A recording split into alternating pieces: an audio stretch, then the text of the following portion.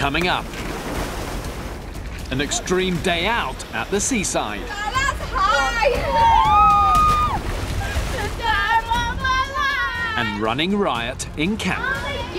The mood's happy. Happy! Today's survival school moves to the coast, where the young survivors are going to get tested on some of the gnarliest coastal cliffs in the whole country. Coastal areas feature heavily in survival scenarios, from cliff rescues to shipwrecks, with countless boats driven onto the rocks in heavy storms. And many folk have escaped inhospitable desert or jungle by making their way to the sea, which provides a great range of survival food. But catching and collecting seafood can take a lot of effort. So before the team hit the coast, I want to demonstrate how they shouldn't waste anything. Fish is one of the best survival foods you're ever going to find, if you can catch it. Okay, now most people, when they see a fish, they just think of the nice little fillet on the back and they get rid of the rest of it. But actually, some of the best survival food in fish comes from other bits you might not think of, like eyes. Always holds a lot of moisture in the eyes. I'll give you a little demo, okay? Get it like this, and if you force it between your teeth and give it a little pop, it will pop out. Like that. And that's what it looks like. Oh, yeah. And then it makes a great sound. It's like nature's popcorn. Listen to this. Right, really juicy. I love it. I do not like Bear's tasting food. He seems to pick the most disgusting things for everyone to eat. For Maria's sweet tooth, the fish eyes could prove especially challenging. I love ice cream and ice lollies and little cakes and chocolate biscuits and stuff. But I'm not that keen on fish. That'd just be like my worst meal. Okay, Maria, this one's literally winking at you. Right. When he said about the eyeball, I was just like, oh, you know, that's just typical. Pick the worst part, like, to eat. Let's get it down. Oh, it's disgusting. It was like kind of a bit gooey. It's just so gross. It's stuck in my tooth. So I just quickly chewed it and swallowed it and kind of held my nose a little bit. Well done. It's good for you. I don't like fish. I don't like the eyeball. This is just an appetizer. Here we go, Lavinia. Think of it like a little Malteser. I don't like that. Well done. They may not like it, but sucking the moisture out of fish eyes has actually helped save the lives of desperate sailors marooned at sea. It's a big step for Bailey. Good man, well done you. You're in the thick of it now. That's really crunchy. Alana. Come on, Alana. Put it in your mouth, can't pretend and swallow it. It's like blood exploding in your mouth from this outer crunchy shell. It was disgusting. I don't think I'll be eating another one anytime soon. Today's exercises are going to be among the most physically demanding of the whole course, pitted against the awesome power of the sea.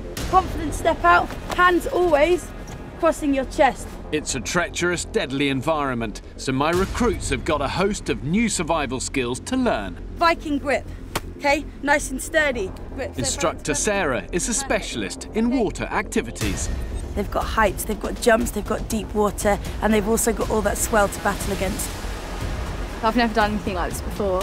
I'm just hoping I won't get too cold because I don't want that to ruin it. I'm really excited. I've always wanted to wear a wetsuit, so life goals achieved. Their task will be to head along dangerous cliffs to reach a tiny island battered by powerful waves. But for safety, only those who show great confidence and ability in the water will be allowed to go for it. And one survivor dreading the challenge is Tara. I don't really like cold water, so I'm not really looking forward to this that much, to be honest. When she tackled a waterfall earlier in survival school, Tara was close to panic in the cold. Hurry up! I need to get out of here! Although she was successful, by the end of the climb she was quite shaken. And it seems her confidence has taken a knock. That water, I felt like I was gonna drown. I was like that, so. Got a bite here, don't I? No wetsuit, it'll be fine. Come on. If Tara's to succeed, she'll have to get her nerve back. Nice and low. This next bit, guys, we're crossing some difficult rocky terrain, so always 3 points of contact. The guys strike out along the cliffs towards the island. Whoa. In a survival situation, hugging the coastline is often the best way to find your way back to civilization. First challenge, crossing an impassable part of the cliffs by rope. We clip you onto the harness here, cross to the other side to Tim, move fast, move like Bear. Okay. I've used rope systems like this to cross all sorts of death-defying canyons and crevasses. And it takes quite a bit of bottle to trust the kit. Both hands on the rope, lots of determination. You work hard, I don't have to help you and pull you back.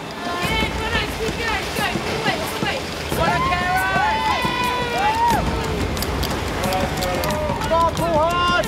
Pull hard! Pull hard, Tara, pull hard! Brilliant! Okay, everyone happy? We're going to keep moving now. So far, so good. But to reach the island, there will be a challenging leap of 5 meters into the sea. Come on down to this bit here. And before they're given the okay to go for it, the instructors will assess their confidence on smaller jumps. 3, 2, 1.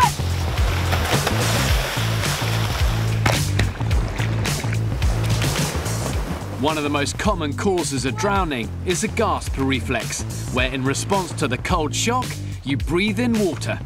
It's so important not to panic. That just makes things worse. Oh, it's gonna be so cold. After Tara's earlier wobble, Sarah is watching her particularly closely to see if she's got her adventurous spirit It'll back. feel cold when you first hit the water, but you're I'm not gonna back out of it. I don't like giving up. Or the whole beach, because that's So I'm just gonna do it. Okay, so nice, confident step out. 3, 2, 1. Good.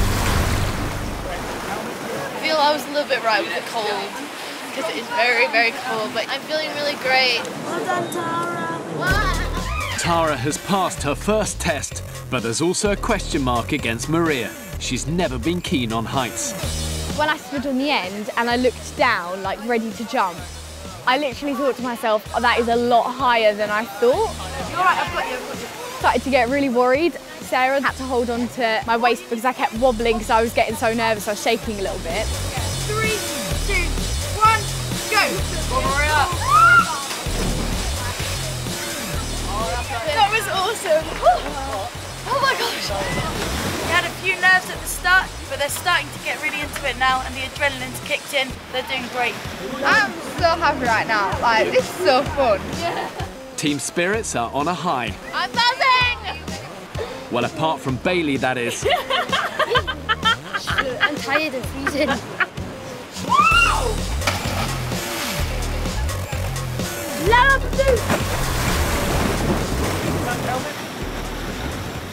The tide is turning, making the ocean especially powerful and dangerous. Next one, here we go. While the young survivors are in the hands of experts who know the local currents, they still need to be strong swimmers. Well done. Timing and technique are crucial to getting out of the water safely. Feet on, let's go, come on, Lauren. Move. Come on. It's a tricky lesson to learn, but essential in a rescue situation. I did get thrown against the rock a little by the wave because I missed it. I missed the surge to get on. And unfortunately for Adam, he's really struggling. I see you doing this a little bit, mate. I don't think we're going to continue, okay? I think that's our last jump. I just think the sea conditions, I don't think you're quite a strong enough swimmer. Okay, you all right? Okay, let's get you warmed up. Adam will play no part in the mission to reach the island. And instructor Scott is also getting concerned about Azriel and Bailey. Are you cold? How cold are you? Or don't you want to go on? Is it height, is it sea, or is it cold? It's just cold. I'm over on, yeah, it's just cold. Being the smallest survivors, the two boys have to work extra hard to keep warm.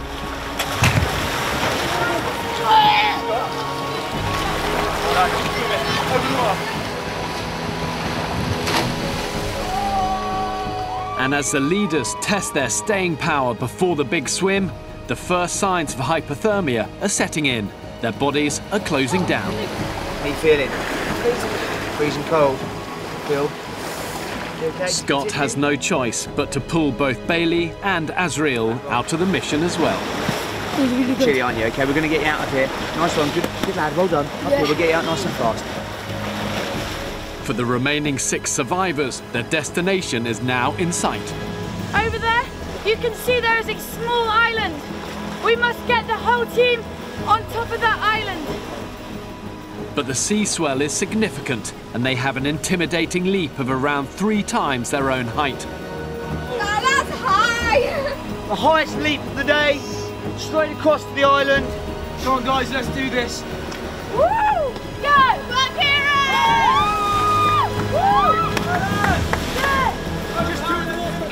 If shipwrecked, an island like this might provide the best chance of survival and possible rescue. Yeah! Come on, through like that!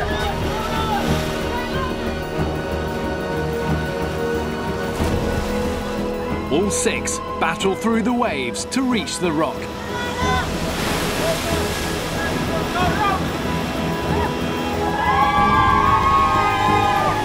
I just jumped off a cliff. High five!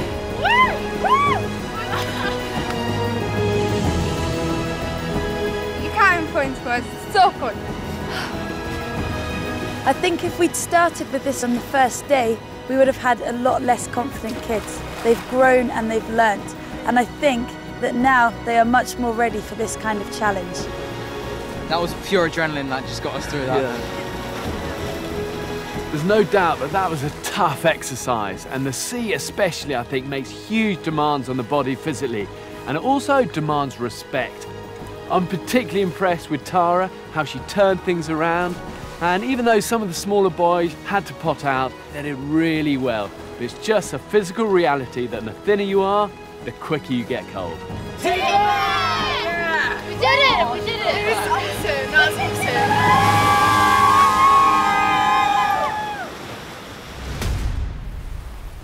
Before the exhausted team leave the coast and the pouring rain, there's one more important task: foraging for food.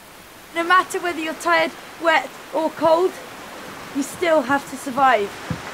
For the next 20 minutes, you will be collecting tonight's dinner. With the tide out, the beach reveals a treasure trove of survival goodies. While not to everyone's taste, they're full of protein and vital vitamins. I want you to pick up some different seaweeds. I want you to try and get some limpets, any snails, so winkles or whelks. Just tread very carefully. This task could be surprisingly challenging for Lavinia. She's got a very strange phobia.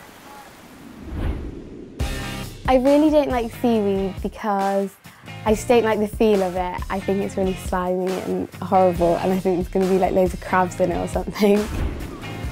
But survival school might just help her conquer her long-term fear. You just have to like get over it, and you just have to pick it up and get on with it. So that's what I'm trying to do. But I don't like the feel of it, and it feels disgusting. This is called sea lettuce. This is the kind of food that you would get in a Chinese. Maria, I'll give that one to you. We also have this. What does it look like? Spaghetti. It's called sea spaghetti. If you boil this up, really, really tasty and full of all those really vital vitamins. And eat jellyfish. If there's an animal that stings you, generally speaking, it's got poison in it, and it's best to avoid. But one highly edible type of seafood is a limpet, a kind of sea snail which clings incredibly tightly to the rocks. You have to sneak up behind it, and before they know you're there, you have to bash them off that rock nice and fast. Ambushing a limpet is harder than you might think. But Adam manages to catch a few off guard. Ah, nice. Great work, Adam. Inside a limpet, you have this bit, which is the meat, and on the back, do you know what this brown thing is? Poo. It's a poo sack. But that's the tastiest part. Ew. Are we going to eat that? Yes, we are. Oh. They're better cooked, but in desperate situations, you can eat those raw. After a long, hard day at the coast, the team returned to camp to sample the spoils of their foraging. Tonight for your dinner, Sarah and Scott's special seafood chowder. On the count of 3, we're all going to take a nice big bite of our sea spaghetti. Lavinia's already touched seaweed, but can she actually force some down? I don't really want to eat it. Time to munch down on the chowder. Tastes like nothing. And to her credit, Lavinia nails her phobia. I still don't like seaweed, but I'm not as scared of it as I was. I hate it. It tastes like beetroot leaves. I love beetroot. Yeah, that seaweed is disgusting. I can't taste it. Nah, man, nah, never again. And also on tonight's ocean survival menu, stone-baked limpets. They're ready to go. Flip it over and you can see that poo sack on the back there, that nice big ball of brown. Who's going to give it a go? Put it in, make sure you give it a nice good chew and then swallow it down. It's absolutely disgusting. It's nice for about 5 or 6 seconds. 2. And then when that poo bag explodes. 1.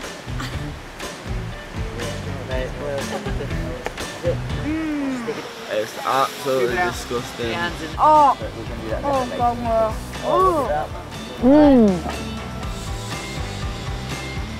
What do you think, Adam? Not bad. It's just like putting a slug in your mouth with poo. In all honesty, seafood chowder, probably one of the most disgusting things you will ever taste. Full of salt, chewy, disgusting limpets. But actually, I survived off that stuff for a good 3 weeks out in the wild. That's awesome. What up, You buddy? ate that stuff for 3 weeks. I did. That and eels. That's all I had for 3 weeks. You're mental. How could you enjoy that?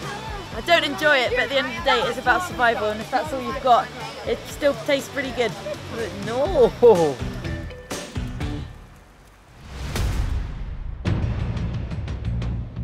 It's been another full-on day at survival school, with everyone pushing their boundaries. Guys, how are we doing? Fine, yeah, good. Bit down, sorry. Yeah, so we've had another day now of solid rain, okay? It's getting quite tough. As we go into the Team of the Day vote, the girls are just ahead overall at 3-2, and today's decision is going to be close. Okay, co-steering. What an amazing day, yeah? The best day, I think. Nice big sea state, high cliffs, big challenge. And first of all, everyone was amazing. For the girls, Tara, Maria and Lavinia, they all overcame a host of fears. Who wants to load of seaweed? While some of the boys were forced to abandon the mission, Charlie and Kieran were towers of strength. When it came to eating survival food, again, there was not a lot to choose between the girls and the boys. This is difficult, but there's got to be a winner. Okay, so it's quite close. Adam, you did collect most of the food for this evening, and without him, you would have no protein in your meal. So that means overall, guys, you are our team of the day. So well done, boys. Well done, guys. Well done, boys. That now brings us, okay, 3 to the girls and 3 to the boys. And you're now going to have to work extra hard if you want to become team of the day. I'm confident, and I'm sure the other boys are, that we can take this win. Yeah. You know, there's still 4 days left, guys. I wouldn't, you know, get your hopes up. Look forward to tomorrow. It's going to rain.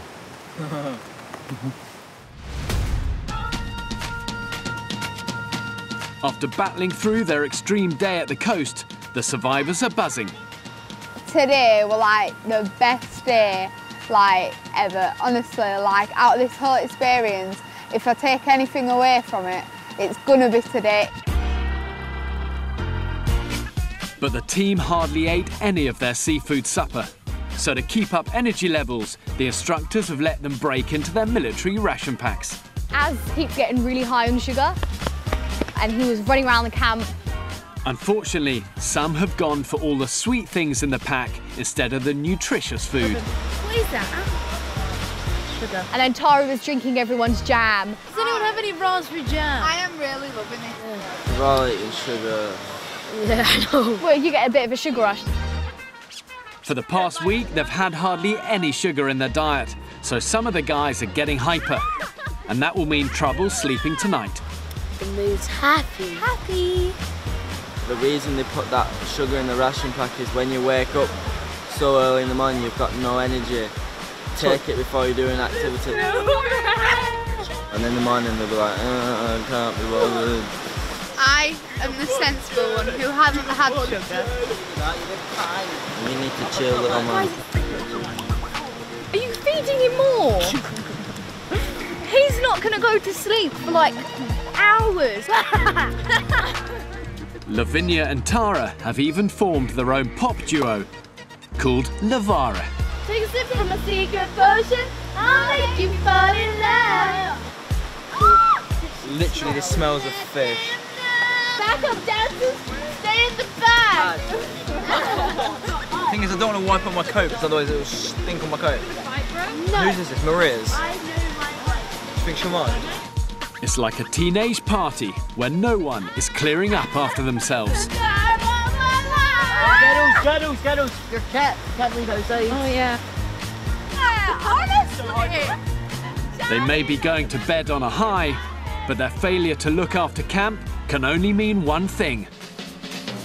Tomorrow, there'll be trouble. Excuse her, she's had a lot of jam. Next time on Bear Grylls Survival School, a crushing rope challenge. I'm just happy I'm a girl at this moment. And a rude awakening for the boys.